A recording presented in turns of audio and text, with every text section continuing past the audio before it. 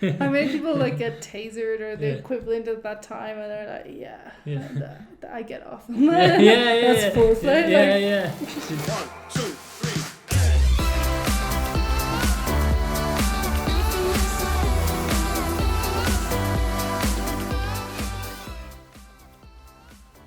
Hey, welcome back. This is Sippin G&TV. And we're diving into Star Trek Discovery Season 3. Episode 2. Yeah, episode 2 today. If you haven't seen episode 1. Yeah, this is our weekly recap discussion about the episode, what we thought, questions we have. So last we left off, we reconnected with Michael Burnham. Just hopped on the phone, Zoom call. How you doing, Michael? No. In the episode, she found herself in the future, and she met a new friend, Book, and she found out. You make it sound like she wasn't deliberately in the future. She just woke up one day. It's like, I'm here. You watched the episode. You know what happened.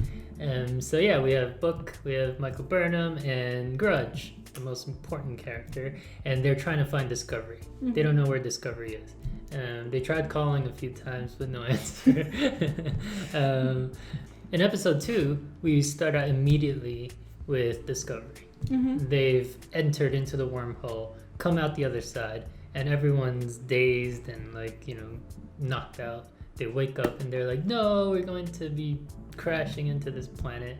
And they do crash. High stakes immediately. Yeah, exactly. I wish I could wake up just on the standard morning like that. They literally came out of unconsciousness and were immediately action stations. On deck, everyone to the station.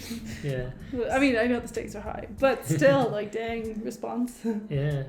So this episode basically was about getting Discovery back on its feet, and I thought.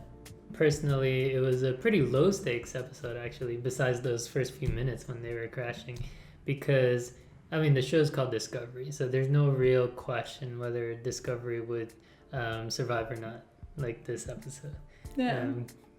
There's never any real question any time in the series of whether Discovery will survive. Even if it's the Shredder, those will put it back together again. But in terms of the characters and the side quests, it just felt like a lot of it didn't really move the needle. It was more about introducing characters back, because it's new season, remember Stamets? Here he is. Well, I was glad they reminded me of Nan and Jet. Yeah, when I saw them, I was like, But if you had asked me to list the characters heading into season 3, neither of them would have made it on my list. Yeah. So I guess it's a good thing in terms of setting the pieces, putting the pieces on the board.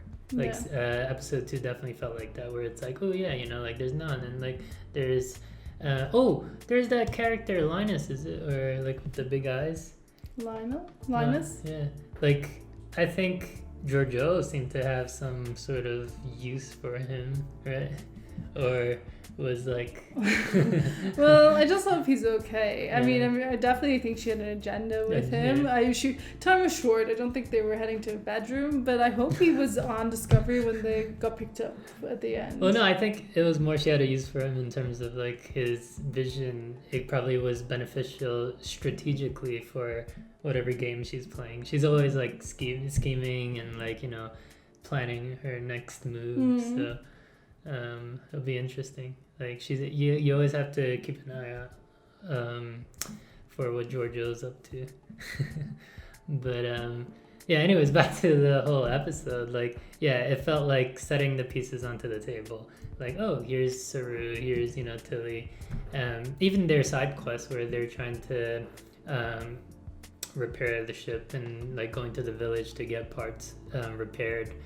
It felt like it didn't really move the status quo much, because it wasn't to introduce a character. The character that you thought might have joined the team actually was just killed off, Cal, right? Oh, I thought him and Tilly were kind of establishing chemistry initially. Oh, really? Yeah, they were just kind of looking at each other, and then suddenly he was dead, and I was like, all right, well, I read that wrong. Oh, no. I thought he was he had a thing for the Federation. Oh, no, I knew he had a thing for the Federation. Yeah. He just seemed to be digging Tilly.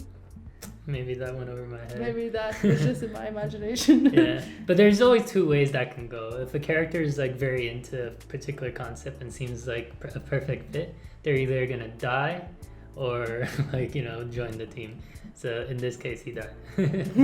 It's like when a character starts talking a lot about their family, like, oh, my child and whatever, you know, they're dead. Like by the end of that episode or season. Not Like, always. well, no, but like it's a trope. It's like, oh yeah, they're saying their goodbye, getting their affairs in order. But yeah, so in terms of that side quest, like it didn't really tell us much in terms of character development or anything like that. Well, I think what it established is that the Discovery team are like they stand out. It's obvious that for within like a couple of minutes of interaction with anyone that they're not of the time. Yeah. Even people who are in the back end of nowhere on a mining planet who have very little contact with the outside world are looking at them like.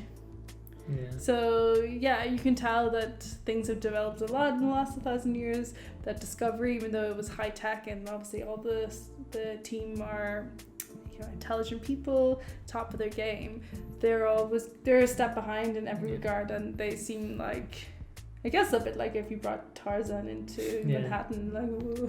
Well, it's like if, you know, you show up to a gunfight and your opponent is like has a trebuchet or something. Trebuchet? You pick the largest weapon. What about like a stone axe or something? Something like that. Wow. I was trying to think of something in the Middle Ages because that's 900 years ago, right? Just like 900 years here. Yeah. So like, yeah, because like Cal, for example, was fixing something for them, and he's obviously using like the most basic tool available in that era. It's like someone holding a screwdriver and screwing something, and you're like, wow, that's amazing. Like, whoa, you're doing so good. And like they're like, I'm just screwing in a screw. Like, whereas, yeah, it kind of just gives them the kind of the Bambi, like lost in the woods kind of look. Yeah, that's true. So yeah, in terms of stakes and stuff, yeah, it was definitely pretty low stakes. Like the status quo didn't really shift too much. No one died. No one like really had any revelations or anything. But it's I think we just had a reconfirmation that Georgiou is into very kinky stuff. Oh yeah, when she walked into the room, I literally was like, oh, they're messing. They don't know who they're dealing with. Like they're screwed. I mean, how many people like get tasered or the equivalent at that time, and they're like, I get off. That's foreplay. Yeah. What a line. Christ. I mean, I know she had a hard ass empire, but like, she's my favorite character. Yeah, you always go on about like how badass she is. Well, you just never know what she's gonna do. Like she's always got her own angle, her own game, and her own agenda. So like whatever she's just a wild card. Yeah. Loose cannon. Like you don't know if she's gonna be your ally or your enemy at any given point. Ideally, your ally, because honestly, you won't have to mess with her. No. Yeah. So who knows? Like that's one of the questions for this season. Will Georgiou be an ally or an enemy? Because like there's basically anarchy in this universe. Like she got a taste of like, oh, she even said like, if this person can have a boss around this village, then imagine what she could do in this world. So that'll be interesting. What else was there? Well, I think the elephant in the room is that Michael has reconnected with Discovery. So that in the last episode of Sippin G&TV, we wondered like how long they were going to draw this out for. Turns out not long at all. So, well, there's two questions based on that. The first is how she shows up. So she shows up with a tractor beam that's large enough to pull Discovery out of this parasitic ice. So what type of ship has she got? Like it has to be pretty large. What's its capabilities? Is it a Starfleet ship, a Federation ship, or is it something else? But the second question is, for me, is where are we going from here? Are we now starting at this point and moving forward in time, or is it episode 3 just going to be like flashback to Burnham trying to find Discovery? What happened in that year? And yeah, that's my question, because I think you lose a lot of narrative momentum if you go back in time. Yeah. Because again, the stakes are already, like, you already know what's going to happen. You know she's going to find Discovery. Yeah. So there's no tension there. But we don't know So- anything about her discovery of like how the universe is, what she's been doing with the Federation. Has she rebuilt the Federation, or like, you know? Well, a year seems very quick to rebuild the exactly. Federation with no like. A year also seems like a short time to grow the hair she has. Well, Like I how mean, long it was. either she has power follicles, or else she took a moment at a hairdresser and got some extensions put in. Or maybe a year lasts longer in 900 years in the future. Maybe a year is no longer counted as an Earth year, but like a different year. So yeah, we have a lot of questions.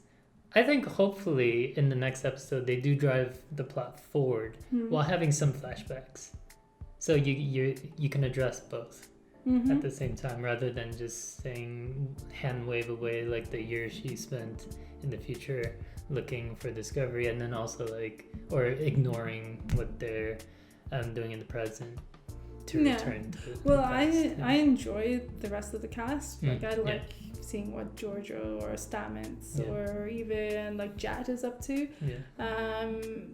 So for me, when they're kind of not around, I'm kind of like, oh, but I kind of want to see what they're up to. So I'm hoping for like a balance. Yeah, definitely. Just want to see the crew back together again. Yeah, and they got like good rapport. I think that's the most enjoyable thing about this episode. Like just their general like chemistry, or lack thereof. Like, who doesn't have chemistry? Well, Stamets and Jet seem to like love-hate each other. They've got great chemistry and a hating sort of way. Exactly. So it's funny.